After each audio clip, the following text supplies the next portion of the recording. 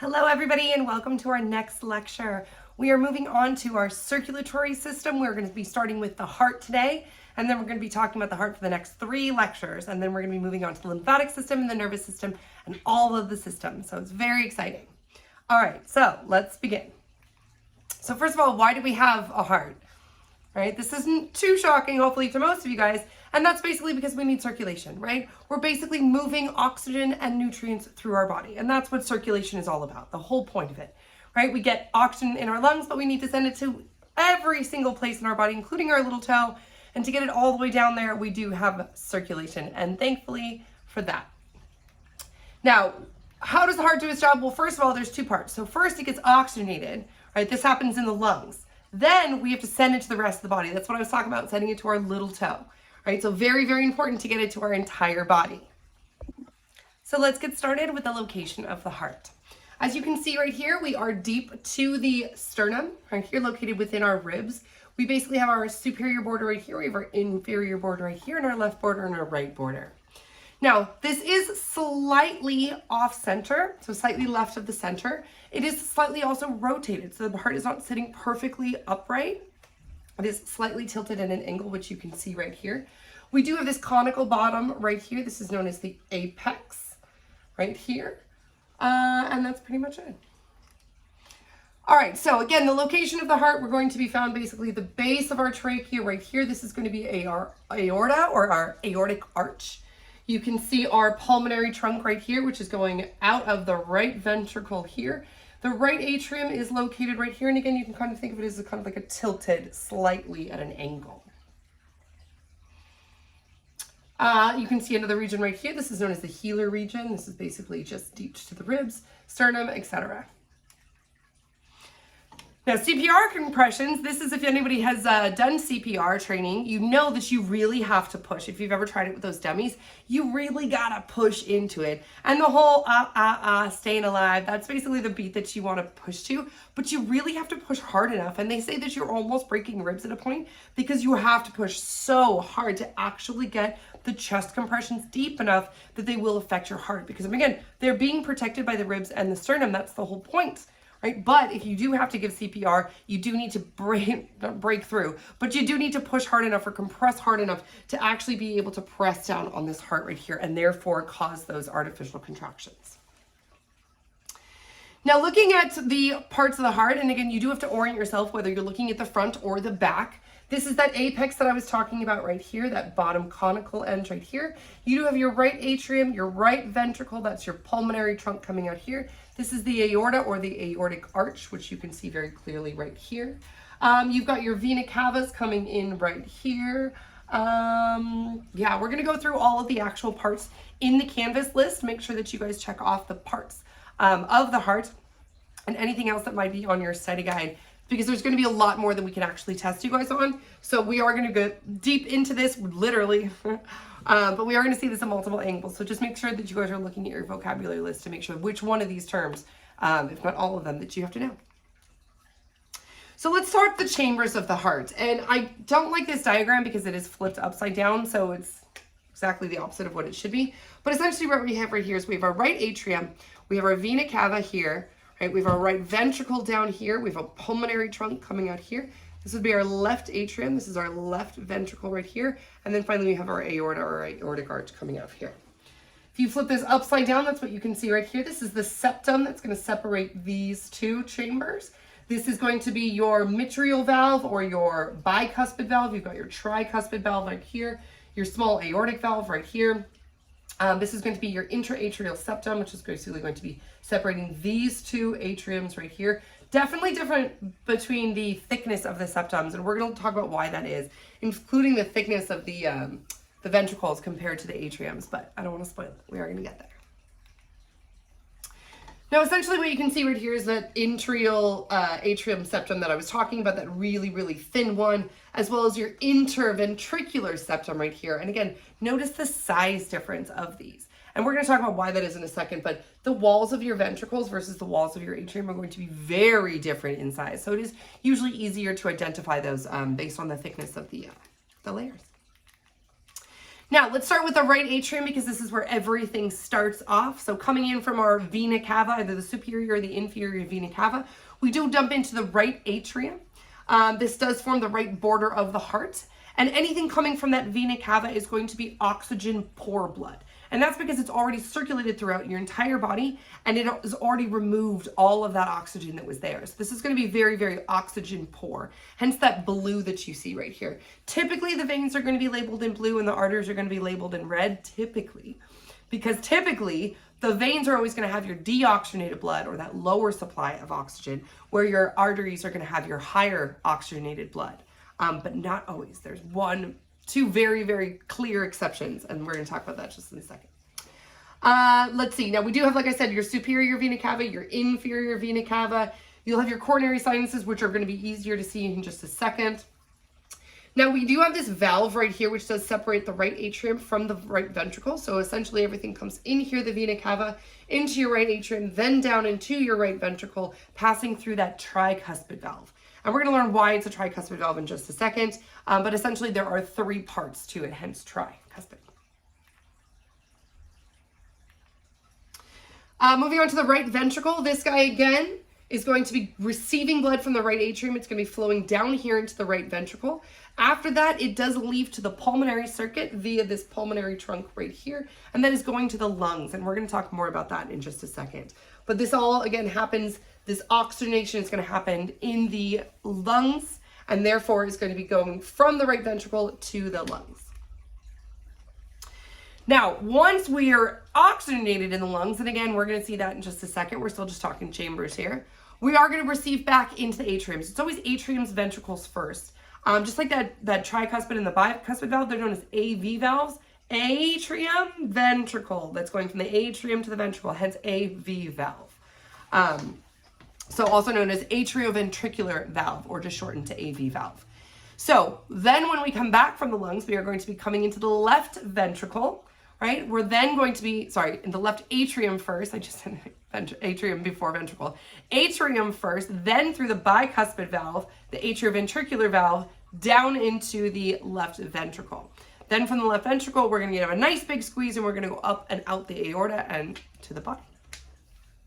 And I should know that this bicuspid valve is also known as the mitral valve, and we're going to see why in just a second. But it is a bicuspid, not a tricuspid, because it does only have 2 of those triangular little cusps, hence cuspids. Now, sitting on top of our hearts, so basically superior to all of the those chambers that we just talked about, on the top are going to be these 2 very large auricles, right? This is the left auricle right here, the right auricle right here, and the left auricle right here. Now, essentially what these guys are is these are amazing at storing extra blood. And this is really important because if your heart is all about sending blood all over your body, it's important to have enough, especially when we're doing like heavily cardiovascular activities and you do need to increase your blood flow.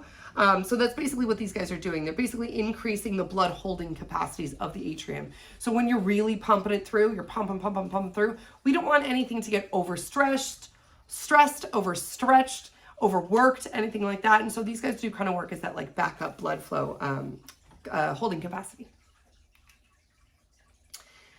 All right, moving down to the left ventricle. Remember, we've just left the left atrium. We've gone through our bicuspid or mitral valve, down into our left ventricle. From the left ventricle, we're basically going to give that big squeeze that I talked about. We're going to go up and out to our body. And that's why the walls of the left atrium, the left ventricle, the ventricles are always going to have thicker walls. And you can think about why that's going to, because we're going to basically flow in from the atriums, and then gravity is going to take us from the atriums to the ventricles. But from the ventricles, we got to go up and out against gravity, either towards the lungs or up and towards the brain, right? So if my heart is pumping here, I got to make sure that I can get all the way up here. And that's why that left ventricle especially is really, really going to have this extra thick walls right here. And that's those cardiac muscles that are really going to be squeezing and allowing us to push up and out. And that's what you can see right here. So this would be your right ventricular wall. You can see so much thicker than the atriums, but not nearly as thick as this left ventricular wall right here. Super, super thick. And that's why you can always tell the difference again, because this guy's really pushing it up against gravity towards the brain, as well as all over to the body, right? So very important to really, really get that nice strong push. Parts right here we can talk about. We have this is coming out here to the pulmonary trunk. We've got our left atrium right here. We've got our bicuspid valve right here, our mitral valve coming down here into the left ventricle. We've got all these little chordinae tendineae helping basically keep those valves closed. And we're going to talk about how those valves stay closed in just a second. It's basically really, really efficient. So let's talk about it. Let's talk about it. So we're going to be starting with blue because we are deoxygenated blood. We have returned from the entire body to the heart. So we are going to be coming either the superior vena cava or the inferior vena cava right here into that right atrium, right, into that right atrium here.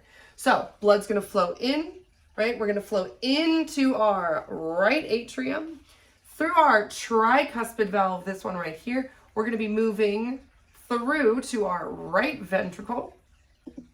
And again, when you're coming in, you're either coming from the superior vena cava, which is going to be coming from the head, the arms, the superior trunk, anything like that, or you're going to be coming from the inferior vena cava, which is basically any of your lower limbs and those kind of areas.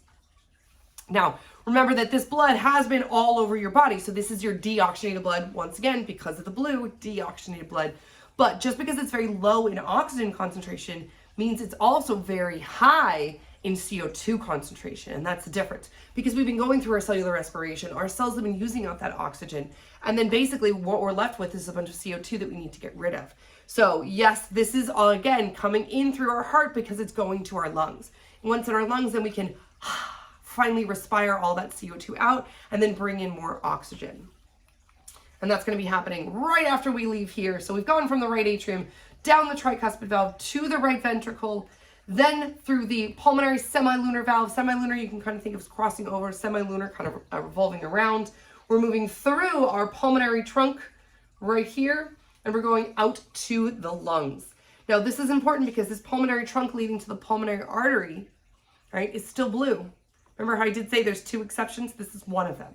Okay, this is one of the only arteries in the body, if not the only artery in the body, that carries deoxygenated blood. Now, the definition between veins and arteries is an artery is sending blood from the heart. So anything sending blood from the heart is going to be considered an artery. Anything sending blood to the heart is going to be considered a vein. That's why this one is sending blood away from the heart. So it is an artery, but it is deoxygenated because it hasn't gone to the lungs yet. So it's going to go out through the pulmonary trunk, through the pulmonary artery, to the lungs. It's going to get oxygenated in those capillaries, lungs, and then it's going to come back in, which we're going to see just a second. But in the lungs, that's what we're doing. We're exchanging this oxygen for CO2. Very, very important, so that now we can get our oxygenated blood back.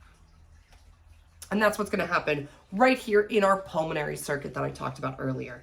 So we've come in through the superior and inferior vena cava. We go into the right atrium, down to the right ventricle, up through the pulmonary trunk, the pulmonary artery, to the lungs, right? To both sides of the lungs. We're going to get oxygenated here in the pulmonary circuit. We're going to then return to the heart into the left atrium, now oxygenated, down into the left ventricle, up and out the aortic arch, and then to every other place in our body that we need to go, including our brain and the rest of our body. Now that we're oxygenated, we return back to the heart via that, again, atrium, left atrium right here. We're coming into the left atrium. We're moving down that bicuspid or mitral valve, and then we're going into the left ventricle, therefore to go up and out the aorta to the rest of the body, which we're going to see just here.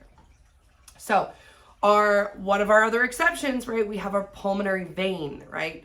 This is going to be one of our only veins that have oxygenated blood, right? That's because it's coming back from the body to the heart, and therefore it makes it a vein, but it just came back from the lungs of the body, and therefore it is oxygenated. So the pulmonary vein is going to have oxygenated blood, just like the pulmonary artery had deoxygenated blood. So we do switch it out because this is all part of the pulmonary circuit, right? So it is a little bit different. So make sure to keep at least those two in mind. So we flowed back in here through the left atrium, down that mitral valve, into the left ventricle, right? From the left ventricle, we're going to be leaving out our aortic semilunar valve, which is going to be basically deep to this guy right here, just underneath. and then it going up and out our aorta, which you can see right here. So leaving our aortic semilunar valve up and throughout the aorta to the rest of the body, right? Our brain, our body, my little toe, everywhere else that we need to send. Now that we've described the blood flow through the heart, let's talk about some of those key differences that I mentioned earlier. Okay, so looking at the thickness of the walls from the atrium, right? Both of these atrium, very, very thin, very thin. Especially the right atrium right here. This is going to be receiving deoxygenated blood, I should say, right? Oxygen poor blood. So this is basically just going to be flooding in here, and then gravity is going to be taking it down through to the right ventricle, essentially. And again, it's not quite like that. There is the lub-dub, lub-dub, lub-dub, the contractions of the heart, which really are responsible for the blood pumping through each of the chambers.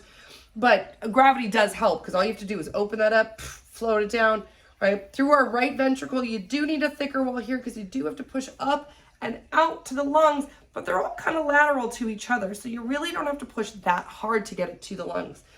Once you flow back into the left atrium, again, thin walls down into the left ventricle, and that's really what we can see, the thickness of those left ventricular walls. Just going to be so much thicker, and that's because you do have to defy gravity to go all the way up to the brain, as well as all the way down. I mean, you do have to efficiently flow this, and therefore you really want the contractions of your left ventricle to be nice and strong. So your atrium are not making strong contractions. They don't need to. Your ventricles are the ones that are absolutely making those big, powerful pumps. And that's basically how we get blood flow out of our heart. Now, what prevents it from backflow, right? We definitely don't want that. We want it to kind of go up and out. We want it to go in one direction. So how we do this is our valves. And our valves are pressure-triggered valves, which is great. So as soon as we flow one in, it basically is going to shut the other one. So as we move from one chamber to another, and that's what you can see right here, we're flowing in and the pressure causes this other valve to shut. Once we get the contraction, it's going to push this valve open and then where it needs to go. So flooding in, again here, we're going to allow this valve to open. As we fill this chamber up here, that's going to cause that valve to close, preventing any backflow in the heart, which is very, very important. So your two atrium do fill at the same time. The contraction of the atrium are going to force, again, the atriums to move down to the ventricles, or the blood from the atriums to move down to the ventricles.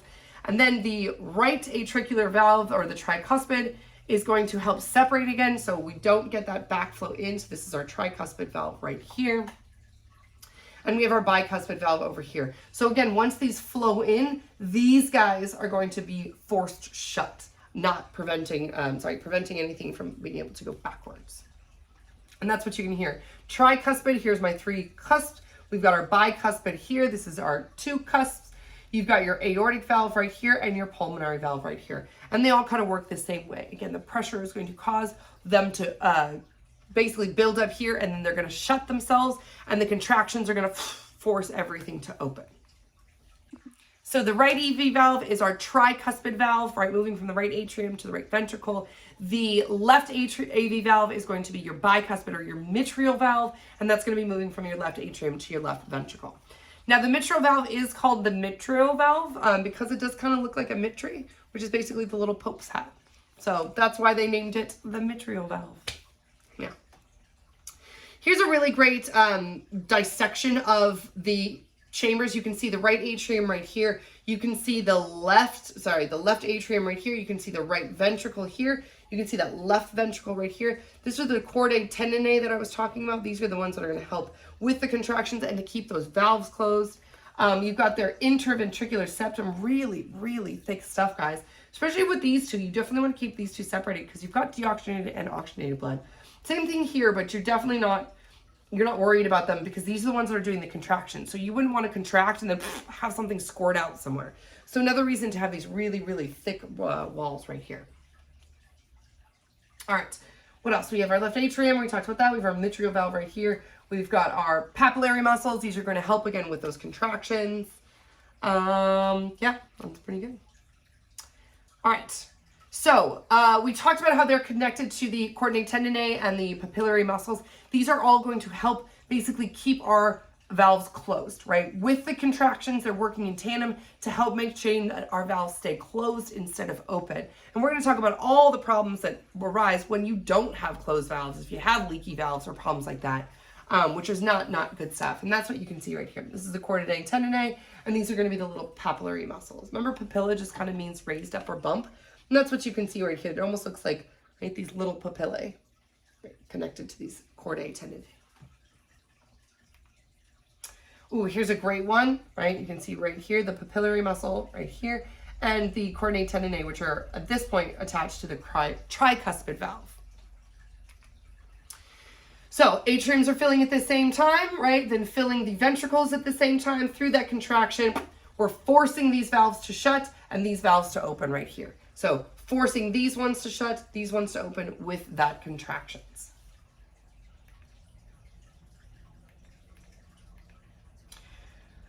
Pretty much just to review what we've already gone over, we've got the pulmonary semilunar valves, and that's what you can see right here. They're semilunar because they're kind of going in different directions. They're not taking off, they're really kind of going in different directions.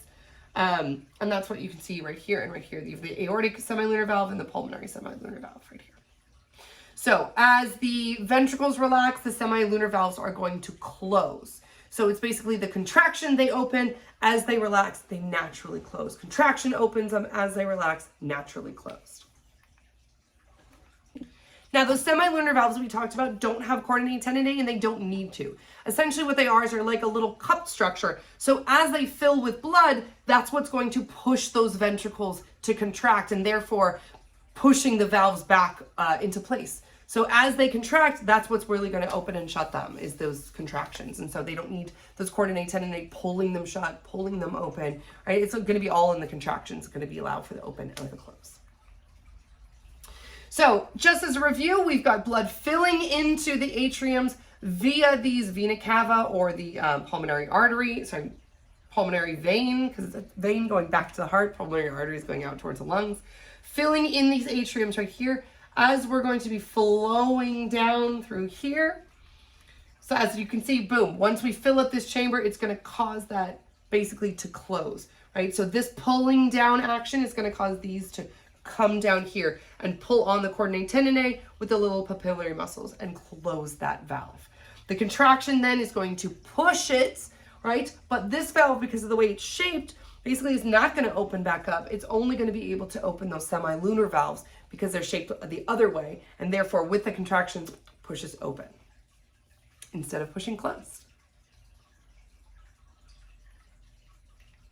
I don't know what just happened. Okay. All right, and see, that's what you can see right here. So those semilunar valves, with the pressure of the contraction, is going to push against these because they're shaped in the opposite direction, right? They're not flooding in here and allowing them to open. They're pushing against it and creating that, right? Creating that one directional flow, which is very important to us. Now, once these fill up, the ventricles are going to relax, and this pressure is going to increase here. And as it's increased here, those little cups are going to fill up, and that's what's going to allow them to close again, just like before.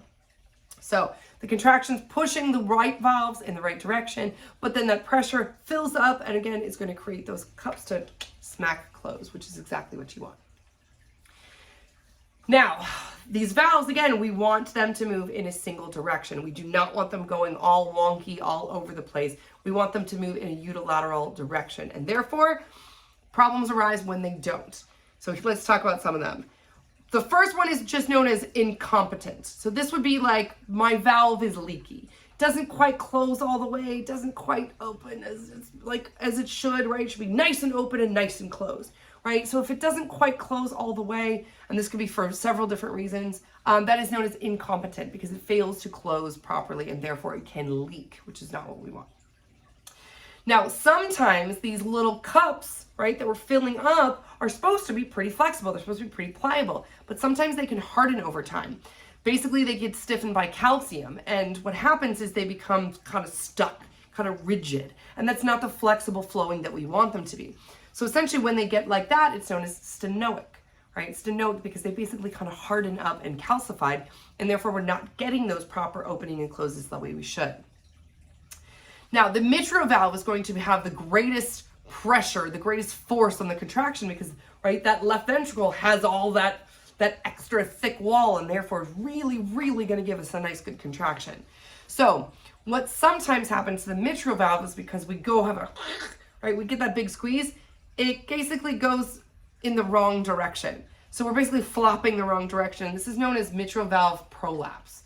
So essentially we're flopping into the left ventricle during the systolic, which is not what we want. Again, we want these things to open and close properly with every beat. We don't want them to go wonky. And so we also don't want that prolapse, or basically going in the wrong direction of the mitral valve for sure.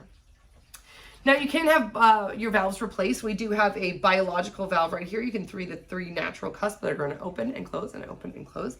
But sometimes what we need to do is we artificially need to put one in. And so basically what these are going to do is they're going to mechanically open. So you're going to let their doors open, close, close. And that's going to be one of those artificial valves that need to be done through heart surgery. Let's talk sounds of the heart. Hopefully you guys have heard your heart at some point, right? Lub-dub, lub-dub, lub-dub, lub-dub, lub-dub. Well, that lub-dub sound is actually very specific to what's happening. The lub is going to be your atrioventricular valves closing. The dub is going to be your semilunar valves closing. So that's what you hear. That lub-dub, lub-dub, lub-dub, lub-dub. Now, when you're trying to listen to these, because remember, you want to check if you have a leaky valve or if there's going to be a defect in one of your valves, you don't want to listen to them at the exact same spot as the valve. So there are very specific spots in your heart that you want to actually target.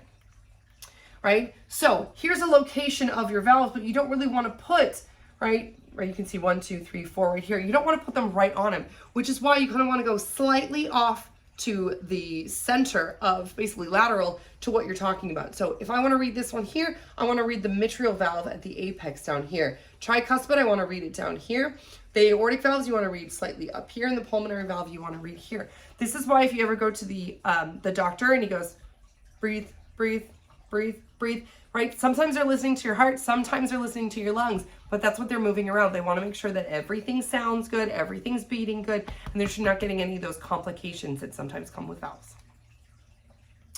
So speaking of our heartbeat, the average person usually has a resting heartbeat about 70 or 80 beats per minute. Now, some of our athletes who have a lot of cardio in their daily routine, right, might have a slightly lower resting heart rate. Some people who might not work out as much or might be a little bit more out of shape might have a slightly higher resting heart rate. Now, don't go by my word. Go see your doctor if you are concerned about any of that. But on average, we usually want to be in about 70 to 80 beats per minute range. And this is because we don't want our heart working too hard, right? We want our heart beating nice and efficiently.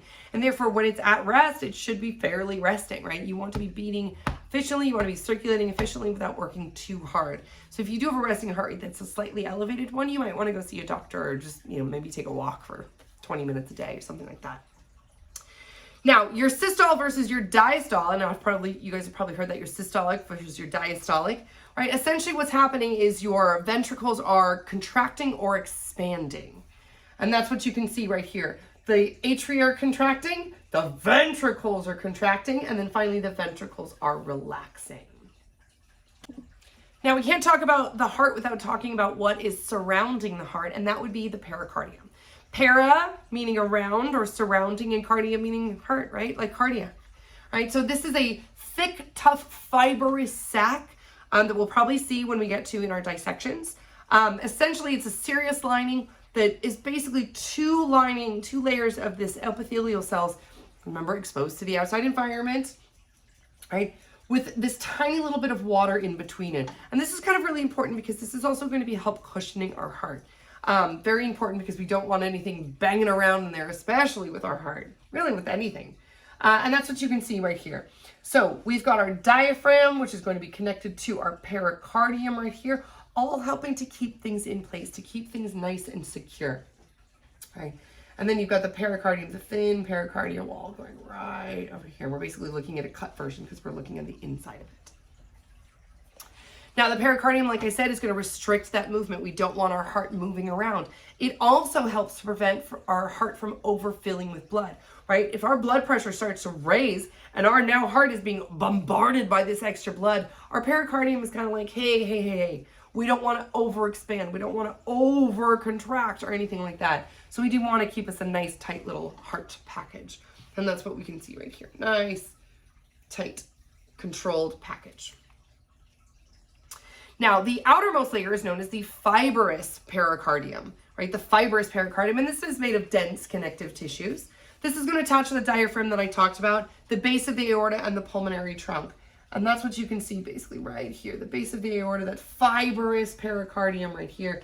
And then you've got your pericardial cavity in here, that thin layer of water that I talked about right here. And then you've got your epipericardium going right here.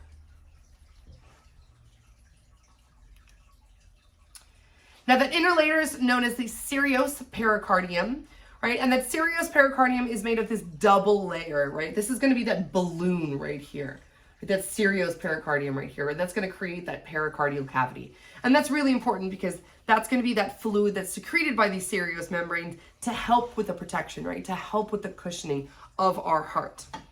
Now, the visceral layer is essentially the outside, and that is that epipericardium that I already showed you.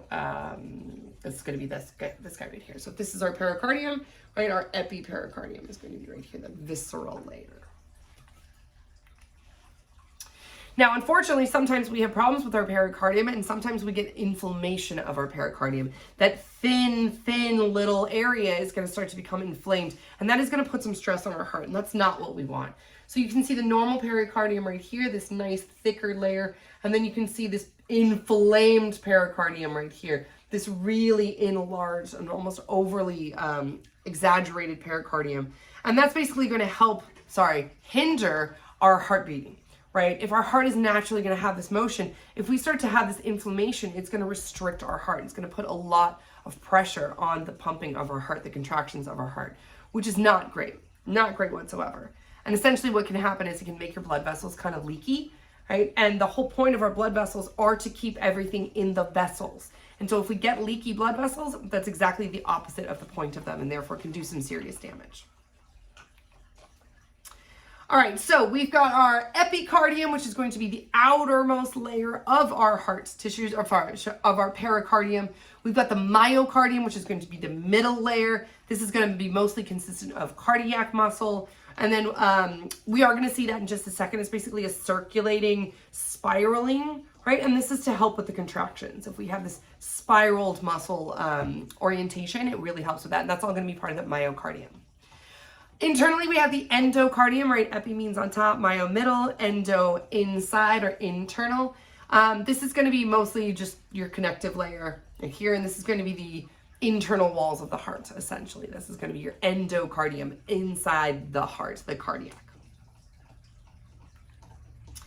All right, so that's what we can very clearly see right here. We have our pericardial cavity right here. We have our epicardium right here, our thick myocardium, and then finally our internal endocardium. And then we have our internal heart chamber here, either the atrium or the ventricle.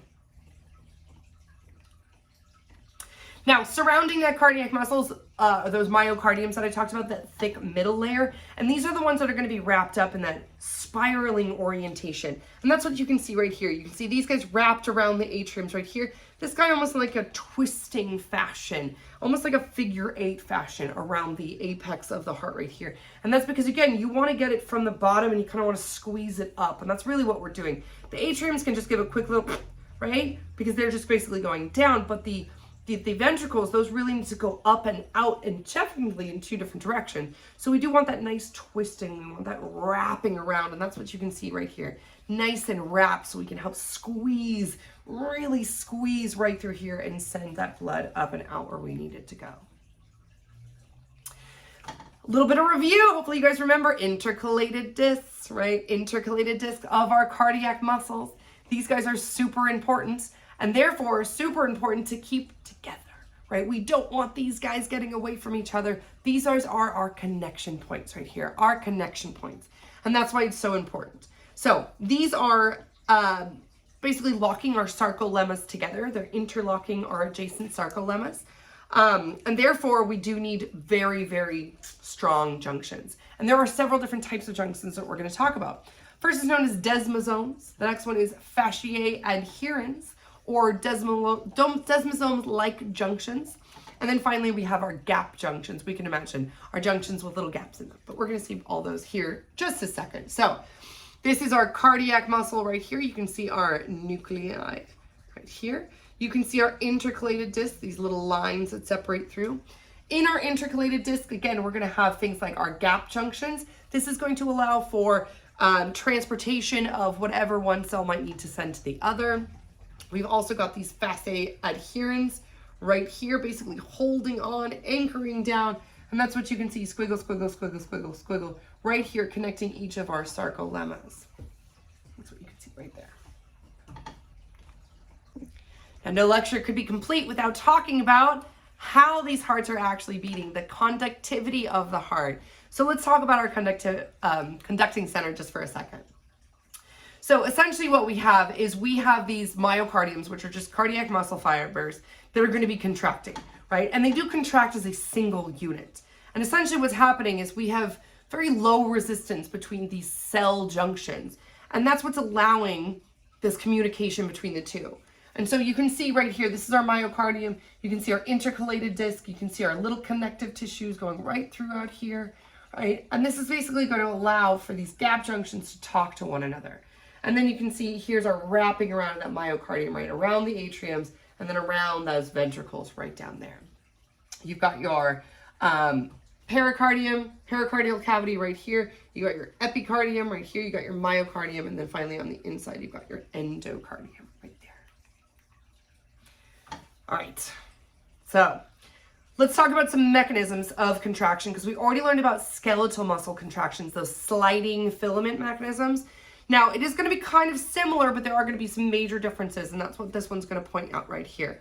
Now, when it talks about skeletal muscle, really the amount of force generated is going to depend on the length, since it's a sliding filament, right? If we have something that's very close, you're only going to be able to contract a little bit. The strength of your contraction is not going to be very strong. But if you're contracting all the way out here, so the length of them is really, really important. However, the dissimilarities here, your sarcoplasmic reticulum is going to be a little less complicated with your cardiac muscles. Now, they both still use, again, those sliding filament mechanisms, but you're going to have less T-tubules, you're going to have a less complex sarcoplasmic reticulum, you're typically going to have much shorter muscles than the skeletal muscles, which makes sense because our heart isn't out there running a mile. I mean, it is, but it's not, right? Not like our legs are doing. It doesn't really need that contraction. Really, we're just contracting, so that these valves can open, so that we can send from one chamber to the next chamber, from one chamber to the next chamber. So we're not nearly going to have as much of these, long filaments, I should say. And again, this is all just triggered by calcium, right? That calcium release is going to cause that sliding mechanism. So that's all exactly the same. These are just some of the major differences. Now, also, none of our cells are innervated, which is actually okay. We don't need them to have nerves in them because we're not really reacting to a lot of things. All we're doing is we're going through those consistent lub-dubs, lub-dubs, lub-dubs, lub-dubs. That's all we're doing. All right, so let's talk about how these contractions actually happen. One, that action potential is going to be triggered from the release of calcium. That calcium is going to enter the cardiac muscle through the sarcolemma, just like we did before. The rise in the calcium is basically going to signal that the sarcoplasmic reticulum to release whatever stored calcium it has. The ions are going to diffuse into the sarcomeres and trigger the sliding filament mechanism, right, that we've already talked about in skeletal muscle. Now, once we're done with that, the reuptake of calcium by the sarcoplasmic reticulum is going to end the contraction. So we reabsorb the calcium and everything goes back to its nice relaxed state. Okay, so looking at the cardiac muscle that actually forms the myocardium, we've got some of our gap junctions, which you can see right here. These are our intercalated disc. You can see some of our desmosomes here and here. We're basically striated just like the skeletal muscles. We've got those intercalated discs. We contract by the sliding mechanisms, and our contractions are used to pump blood through the heart and into all of the blood vessels that we have. Right, the whole goal. Now, the conducting system is a little bit different. These are special cardiac muscles, specialized cardiac muscles, I should say. And these are going to carry the impulses in through the heart musculature in the signature to make sure that we conduct in a proper sequence. This is what happens when people get pacemakers, is because you're not beating in the proper sequence. And that's not a good thing, which is why, again, you have to have that. And we're going to talk about our SA node in just a second. Now, not all the cells are innervated again. They are going to contract in a rhythmic manner, but all on their own, right? They don't need to be triggered by any kind of neural impulse. We're not saying, hey, run. We're not saying, hey, beat heart. This is all passive, right? This is all just happening, which is kind of important because if we didn't, we'd have to constantly think beat, beat, beat, right? Which means when you fell asleep, you would die because your heart would just stop beating. So we don't need to trigger these impulses. These impulses are just happening on their own, and they're happening nice rhythmic fashion, right? This is known as autorhythmicity. Essentially what's happening is it's creating its own initiation to start the heartbeat, to keep it going, right? We don't need to trigger it with these nerves. We're just keeping the rhythm going.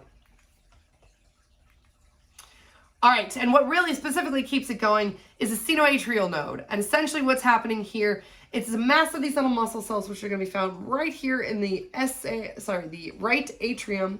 All right, this guy basically is going to set the timer. It's almost like a metronome in music, right? It is our pacemaker. It is literally the heart's pacemaker, keeping us on track, keeping us on target.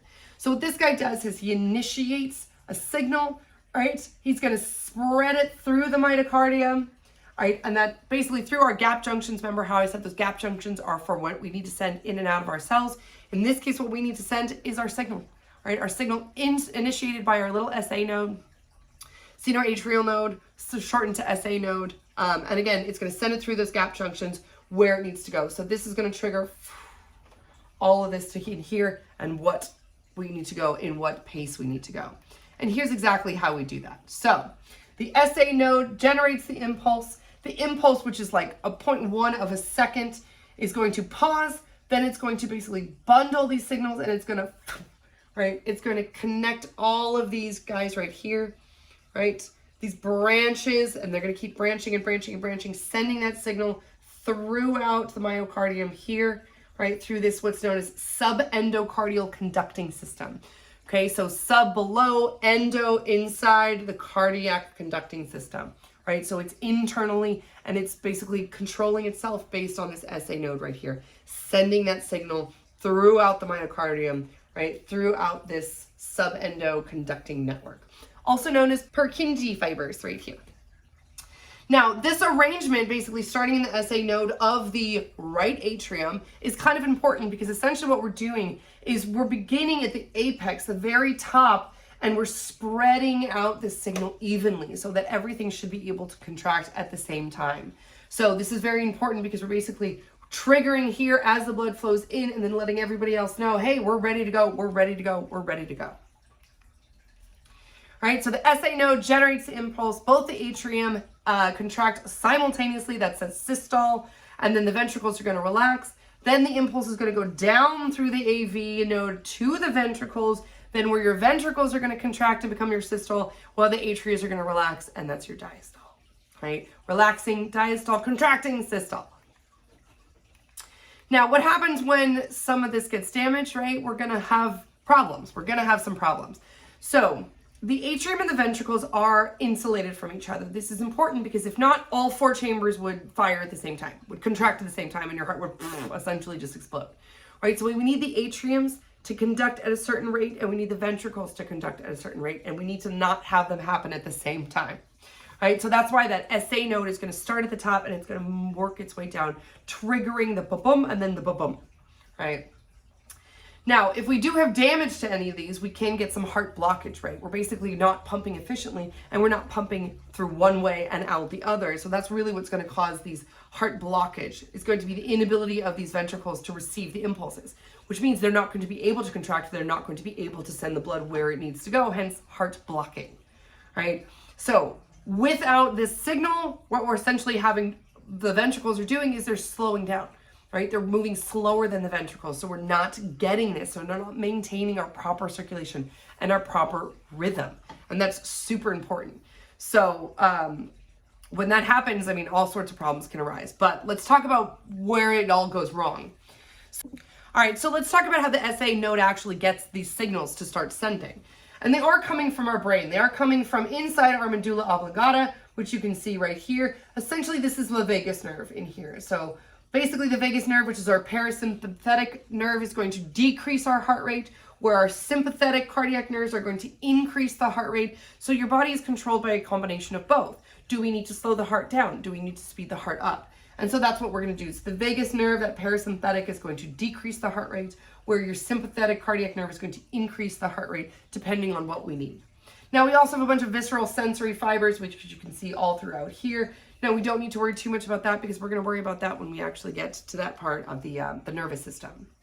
But all of these, basically, these nerves are passing through the cardiac plexus and heading to the heart.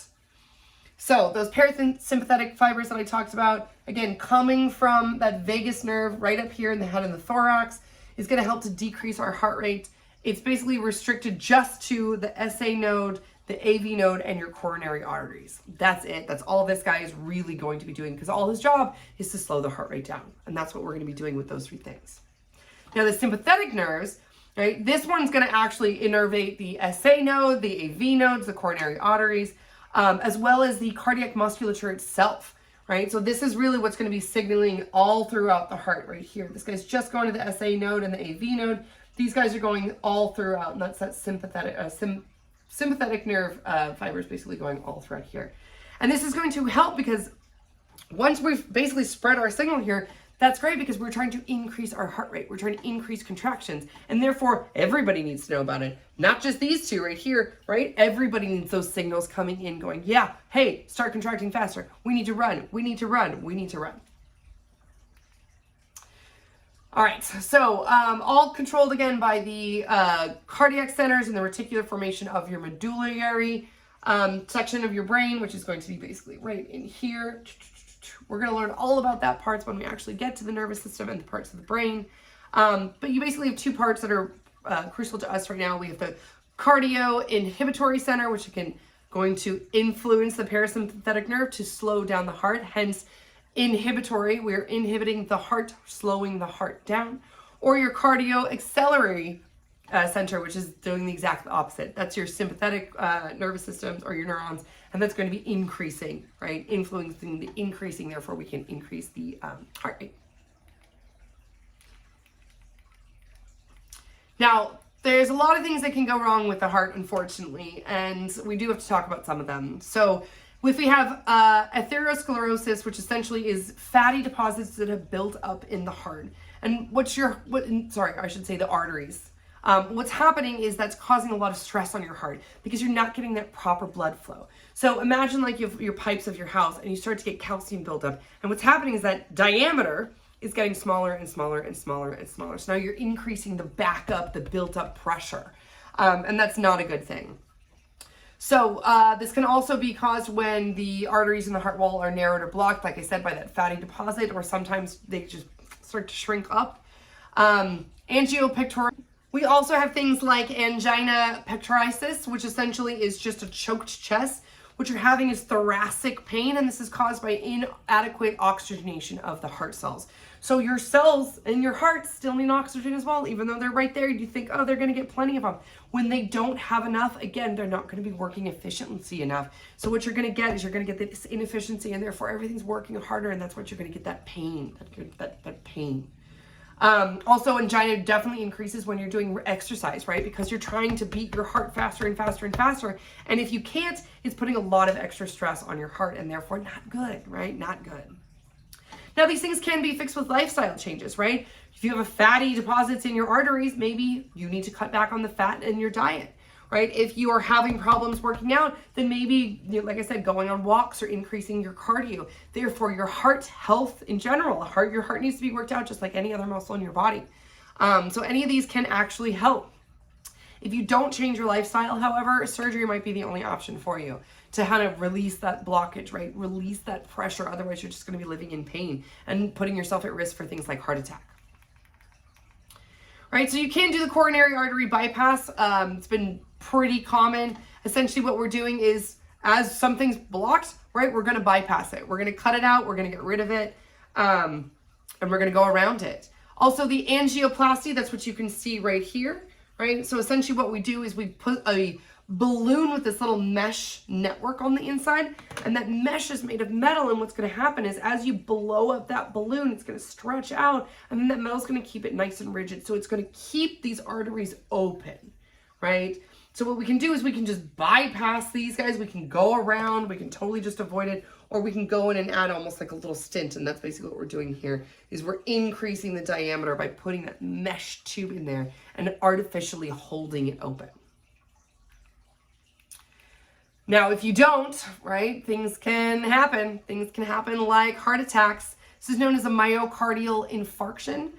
Essentially what you're doing is, due to this prolonged blockage of your heart, your cardiac muscles can't beat, right? They can't beat, so they get blocked, and then they start, and that's where you're, right? Because you're literally not getting your heart to beat, and that's because you've got a blockage right here. So this cholesterol has basically created a blood clot. Your blood can't make it through, and therefore you're getting that, and then everything kind of stops up. It's like a blocked toilet, right? You're not going to get anything that's happening. Everything's going to get blocked and just completely stopped because of this.